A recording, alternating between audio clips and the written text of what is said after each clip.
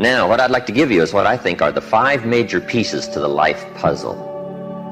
5 major pieces to the life puzzle.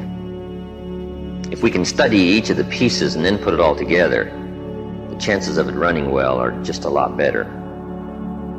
Mr. Shoaff gave me a simple formula when I first met him, and let me give it to you. He said there's usually about a half dozen things makes 80% of the difference.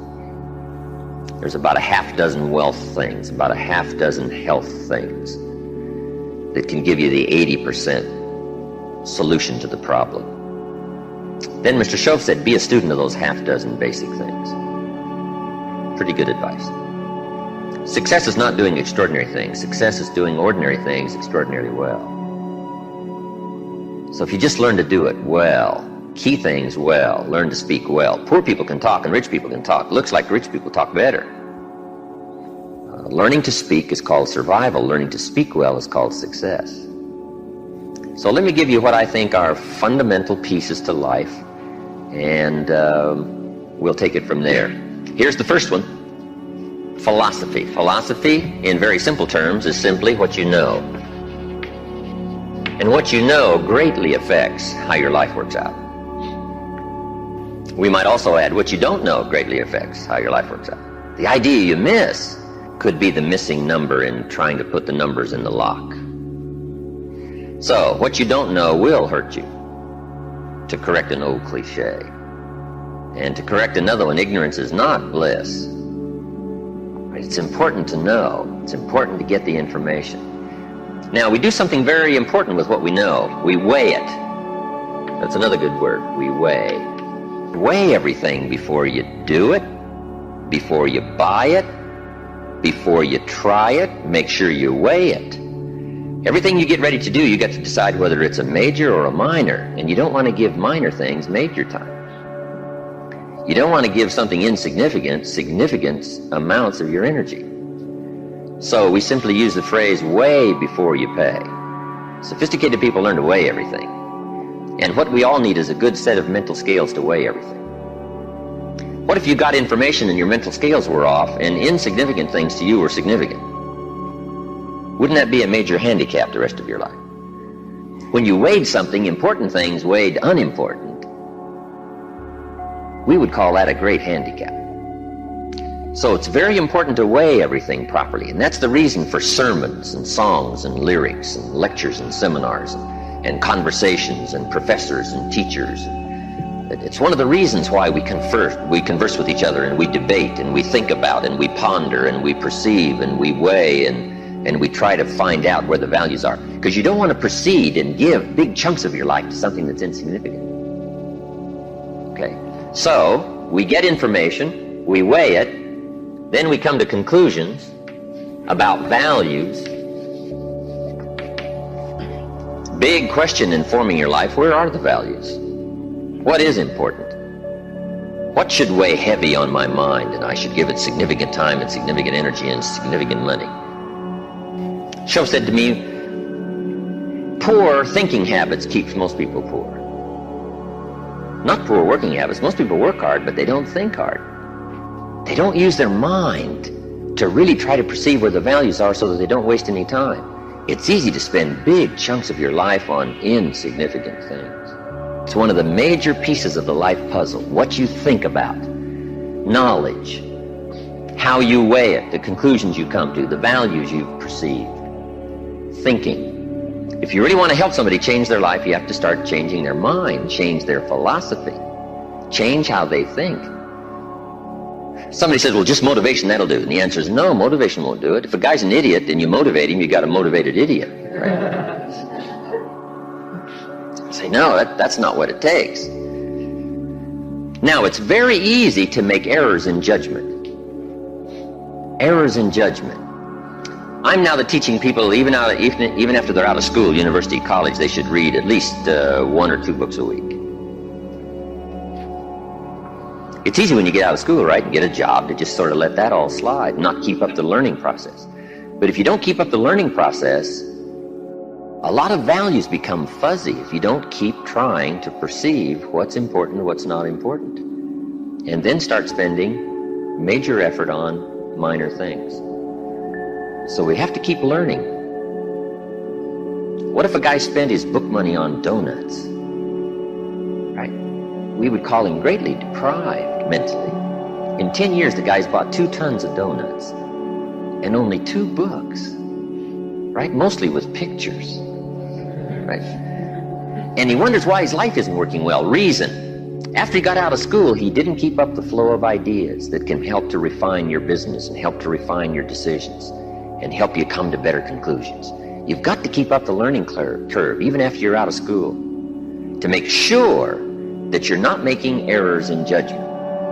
The reason why most people wind up average at age 40 instead of rich is simply an error in judgment about what to do with your money. What would you suggest a 15-year-old start as a plan to do with their money so that by 40 they're rich instead of average? You gotta have a good plan, right? If you start making errors early with your money, those errors can make your life mediocre instead of rich. You wind up with pennies instead of fortune. And you wind up with crumbs instead of a feast, simply because early you made errors on what to do with your money. The guy says, well, it's only $10. So what does it matter what I do with it? And the answer is, that's when it really matters, is when you don't have much. The guy says, oh, if I had a fortune, I'd really take good care of it, but I've only got a paycheck, so I don't know where it goes. We call those great errors in judgment. It's so important to make sure you've got a good plan when the amounts are small. But it's easy to make errors. It's easy not to know. It's easy to miscalculate. And if you miscalculate, some things keep adding and adding and adding. I got a good phrase for you. Life is accumulative. Good phrase to know. Life is accumulative. Our errors either accumulate into what we don't get, or our wise decisions accumulate into what we do get. Now, the key is to correct the errors as early as possible.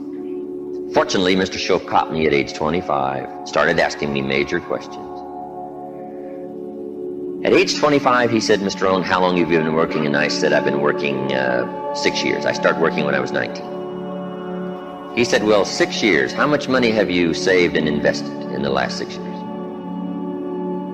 I said, not any.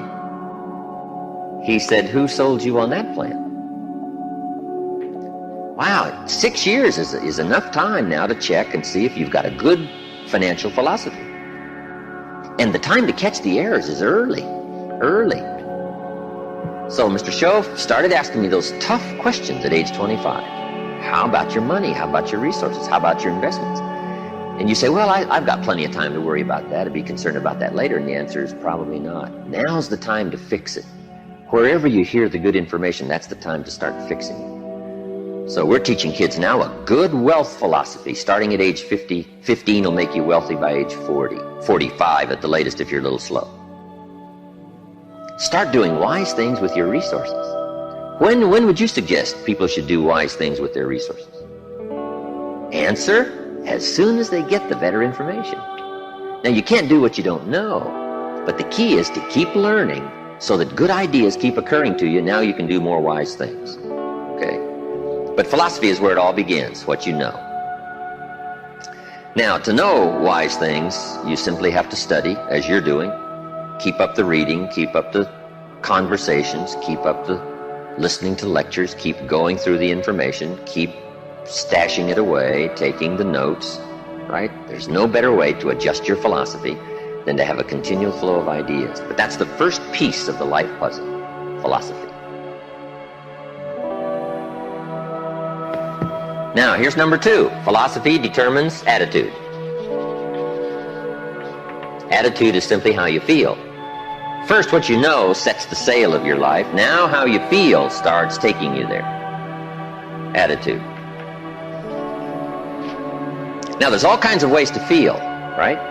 You can feel good or you can feel bad.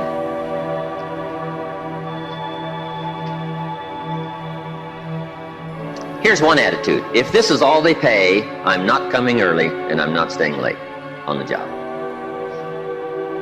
That's an attitude, right? If this is all they pay, I don't come early and I don't stay late.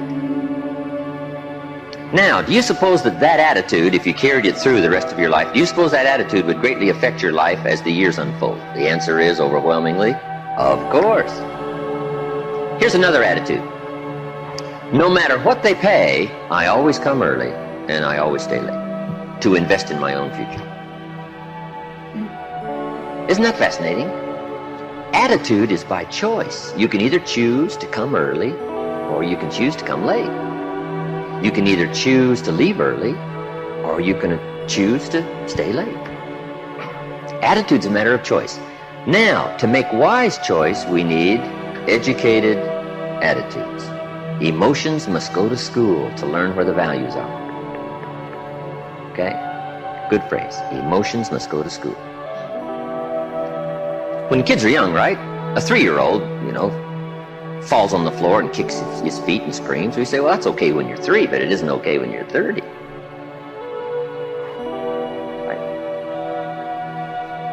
As a little kid, right, you can retaliate and punch somebody out, but when you're 23, we say, no, you've got to learn now to take that emotion and send it to school and find out where the values are. It's okay to feel strong, but you've got to learn to restrain yourself in a society if you want life to go well for you. So attitudes now become a matter of educated choice. Educated choice. But how we feel is going to greatly determine how our life works out. Now, it's how you feel about a variety of things. Let me give you that list. Number 1, it's how you feel about the past. Now, when you're young, you haven't got that much past to feel about, but I'm sure you've had some ups and downs. You've had some wins and losses. So part of our attitude is based on how we feel about the past. Some people are still carrying the burdens of the past. They're affected by some difficulties, some losses, whatever. They're carrying it around like a burden. Instead of using the past as a school, they're using it as a threat to their life. So part of it is solving the attitude about the past, how you feel about it. Number 2, it's how you feel about the future.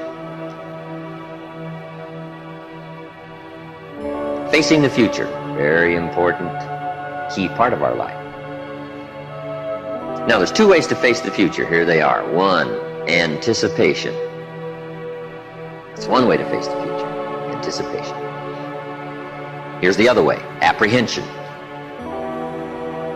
Now, most people face the future with apprehension, primarily because they bought somebody else's view. They don't have their own future well designed. So in the absence of having your own future well designed, you have a tendency to be persuaded to buy somebody else's future.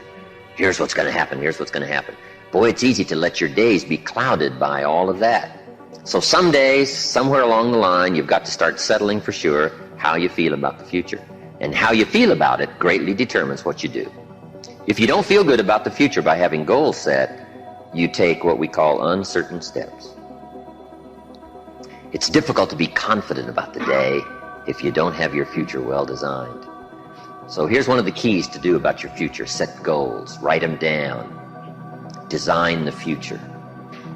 Where do you want to go? What do you want to do? What do you want to be? What do you want to see? What do you want to have? What do you want to share? Even if it all changes 12 months from now, the key is to start making a list now.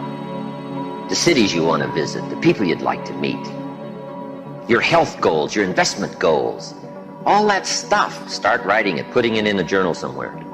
And let it all change as time unfolds. Something that you think is very important right now, 2 years from now, you'll say, that was kind of foolish. How come I thought that was so important, right? Because you'll grow beyond that. But right now it's important to get as clear a picture as you can of the future. Set your dreams, set your goals. Because it's important. How the day goes is greatly determined by your confidence about the future. Now here's another attitude. It's how you feel about each other. It's how you feel about society and the community and the country. It's very important. It's not that difficult to be a cynic. And cynicism greatly influences how your life works out. But it's also important to understand that if you want to do well, it takes all of us to help each of us. Good phrase. It takes all of us to help each of us do well. You can't succeed by yourself. It's hard to find a rich hermit. You can't succeed by yourself. You need a market. You need a society. We need each other's ideas. We need each other's collective ideas. Collective participation in the marketplace, society. Okay. So how we feel about each other, very important. Now here's the big one. It's how you feel about yourself. How you feel about yourself. Self-esteem, understanding your own value.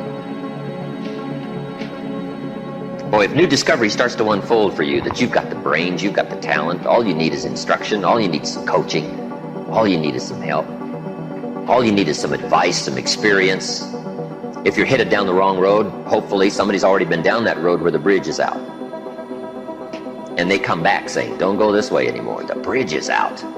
So we take somebody else's advice and we say, wow, I'm glad you came along, I'm heading down this road. So learning from other people's experiences, picking up all the ideas so that we can feel good about ourselves. Now, self-esteem primarily comes from engaging in the disciplines that lead to value. Self-esteem comes from engaging in the disciplines that lead to value. We don't lack potential, but to bring value from potential, we need the disciplines. Now, one of the major things that makes us not feel good about ourselves is not engaging in the disciplines. If you keep letting yourself off the hook, or just ho-humming it and letting it all slide, then you don't feel good about yourself. Best is the ant philosophy. Right? To feel good about yourself, do your best. Gather all you can during the summer. We call that the ant philosophy. Ants don't settle for half. They go for all.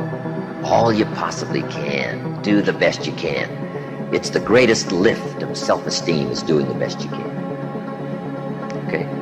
So attitude plays such an important part in the 5 pieces of the life puzzle. Now, what's next? Number 3. First is philosophy. Second is attitude. Philosophy and attitude determines activity. Activity is what you do. Key phrase, success is a doing. You actually now have to do it. It seems as though God has designed that the major part of the value of our life is left to our own mental genius. You've got to decide what you want to become. Then you simply have to go do it, engaging in the disciplines. Now, the activity part is so important. How hard should you work when you get ready to labor, when you get ready to try to be successful in the marketplace? How many days should you spend? How hard should you work? Well, let me give you an Old Testament phrase to consider. It says, 6 days activity, 1 day rest. Now that's called a philosophy on activity. Right? What should be the ratio of rest to activity? Old Testament suggests 6:1. Now I know that goes back a long ways. Some people said, no, 6:1's old-fashioned. 5:2 is better. Well, you've got to take a look at 5:2 and see if it's okay. You don't just want to buy somebody's philosophy without seeing if it leads to fortune and if it leads to unique things. Wonderful, it's probably good. But you have to check out if 5:2 is okay. Would 4:3 be better? I don't know. You got to check everything. I do know this. Good phrase. Don't rest too long. I got a good point for you. Make rest a necessity, not an objective. The objective of life is not to rest. The objective of life is to accomplish, to growth, full accomplishment, test the outer limits of your abilities. That's what life is all about. See what all you can do. That's what life is all about. See what you can do with the seasons and the soil and the seed. See what you can do with your brain. See what you can do with your talent and your gifts and your skills. That's what life's all about. See what you can do. Now, we need rest, but you must make rest a necessity, not an objective. If you make it an objective, you start falling into what we call the average syndrome. Right? People who live mediocre lives are always looking forward to getting off. Successful people are always looking forward to getting on. Successful people don't want off.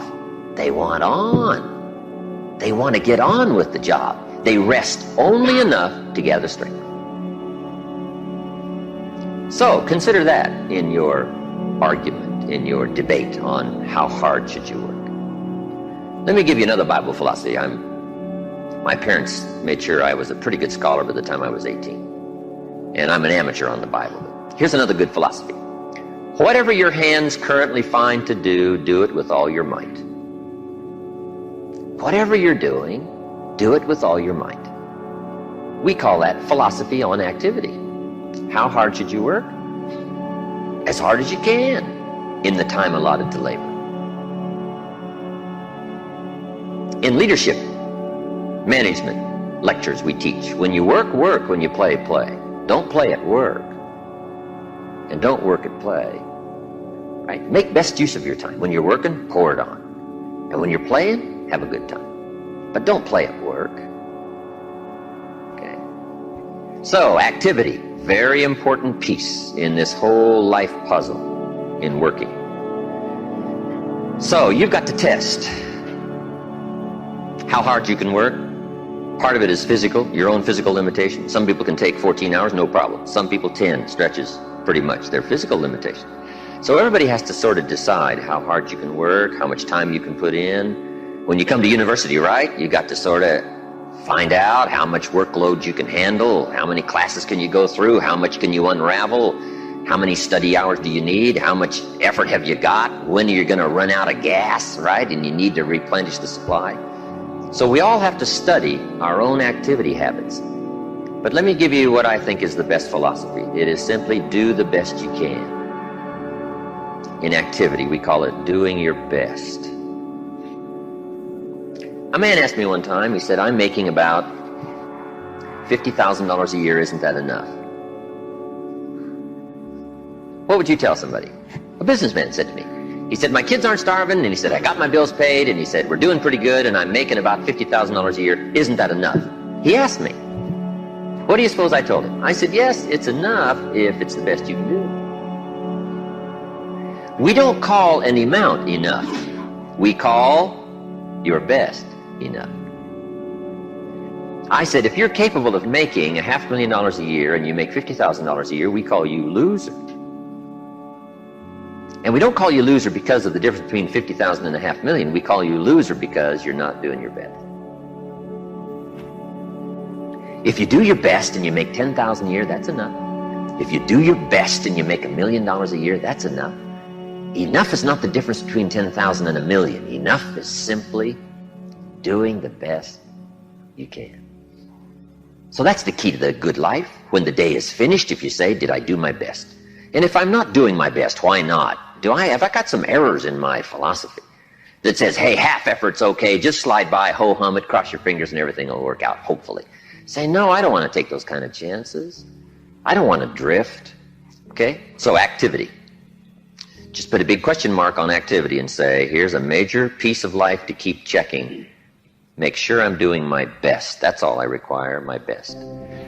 A group of psychiatrists asked me to come and lecture for them in Los Angeles one time, which I thought was interesting, since I only went to 1 year of college. And then in the middle of my lecture, I had the audacity to say, ladies and gentlemen, let me tell you what I think most messes with the mind. They said, what do you think most messes with the mind? I said, I think what most messes with the mind is simply doing less than you can. It sets up all kinds of psychic problems, doing less than you can. Guess when you really feel good about yourself? When you've done the best you can. You don't even have to win the full prize if you do the best you can. We call that the ultimate winning, doing the best you can. Wow, there's nothing like the soaring self-confidence that comes from putting out what we call full effort. In whatever you do, it's called full effort. Philosophy, activity, attitude leads to number 4, results. And that's what life is all about, putting the first 3 together. Good philosophy, attitude, high activity to get the ultimate called results. I got a good phrase for you. Results is the name of the game. Now the challenge of life is a very simple phrase. Let me give it to you. I think you'll find it interesting to at least ponder.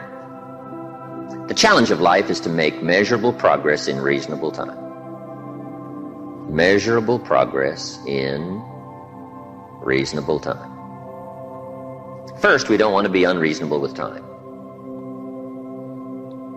If you and I agree to do something, 5 minutes later I'm asking you, how are you doing? You say, I haven't left the building yet. You can't ask in 5 minutes. 5 minutes is too soon. That's unreasonable. Now, if I don't ask you for 5 years, We call that too late. You can't wait 5 years, and you can't go 5 minutes, right? We all have to learn what is reasonable time to expect somebody to make progress, to grow, to change, to develop. So all of us have to learn, especially if you're going to become leaders, entrepreneurs, if you're going to have management responsibilities and work with people, you got to understand what is reasonable time. We don't want to be unreasonable with time. But here's what else we expect: measurable progress in reasonable time. What would be acceptable to society for wise investments to have been made by age 30, so that you can really properly take care of yourself and your family? Somehow we've missed those standards, right? Shouldn't it be popular to be wealthy by age 40? And shouldn't we look at somebody who by age 45 is not at least financially independent, saying, where have you been? Tibet? Or Bangladesh you probably have spent. Right? Shouldn't we make it a bit unacceptable not to be well off in what we call reasonable time? But what if a guy spent his potential fortune on non-essentials from age 15 to age 45? Shouldn't we call that unacceptable? Shouldn't teenagers ask their parents, how come we're not rich? We live in a rich country. This is America.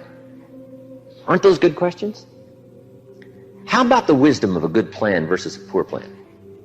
What if a man was a farmer and he ate his seed corn? Instead of planting it, he ate it. Wouldn't we make arrangements to go get his children? And say, the kids aren't safe. The man's insane. He eats his seed corn. He doesn't plant it. Wow. I just offer that as kind of an interesting question. If we make such pressure demands for 4th grade, why shouldn't we make those same pressure demands for the rest of life? Interesting question, right? Good debatable question. Now, part of it is society eases back on us as far as ongoing demand of results. But here's what I'd ask you to do. Make the demands on yourself. I'm asking you not to let yourself off the hook. Society will let you get by with far less than you want to be. When you get out of university, how many books will the community demand that you read every month? Approximately. About none. So if you're going to do the extra reading, guess what? You've got to develop that philosophy and put that pressure on yourself.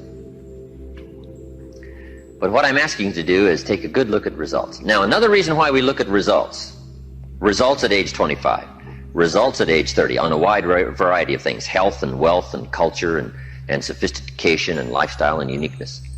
We keep checking all those results. Here's why.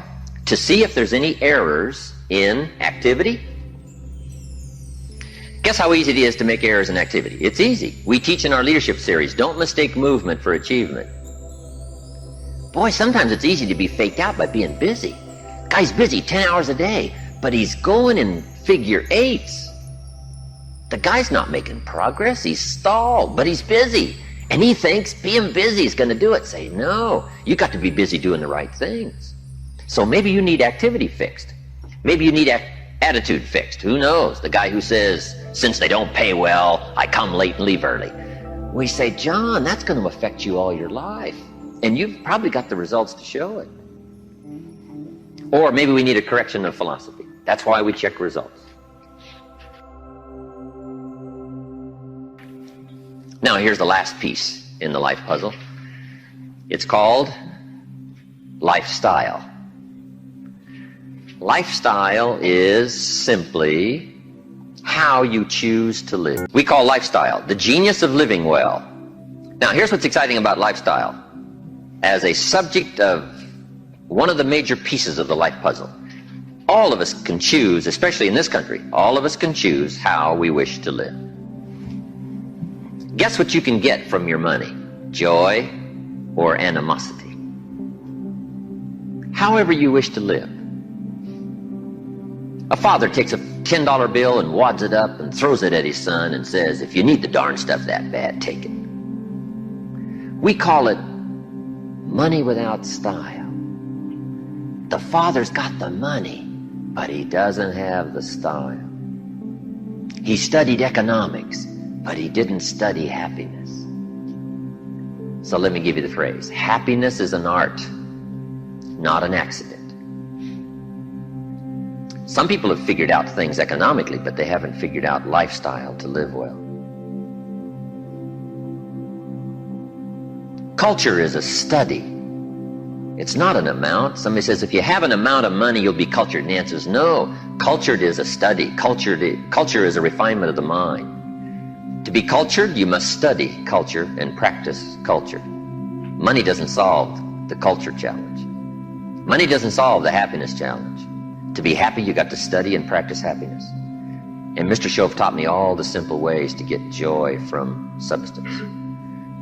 A sophisticated gentleman knows that a rose on time is more valuable than a $1,000 gift too late. It's not the amount that counts, it's the genius that counts. It's the ideas that count.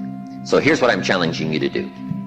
How to be happy with what you've got while you pursue what you want. And I'll give you time to make a note of that phrase because I think it's so important to wrap it up. How to be happy with what you've got while you pursue what you want. So I would challenge you in the last piece of the life puzzle, find ways to live uniquely. Now, if you look at your life on all these 5 pieces, this is why I'm asking you to just go back through and review these notes. How am I doing on philosophy? Are there some things I don't know? Am I making some errors in judgment that's going to bring me to no good end, right? 3 years from now, 5 years from now. Key phrase, 10 years from now, you will arrive. The question is, where? Good question, where? And the follow-up is, now's the time to fix the next 10 years. Now's the time to fix the next 10 years. And hopefully, with the discussion of these 5 subjects, we've given you some viewpoints, at least from my experience. And hopefully I've done a little coaching here today, and you can take these subjects and debate them and talk about them and think about them, and they'll help you with life in the future.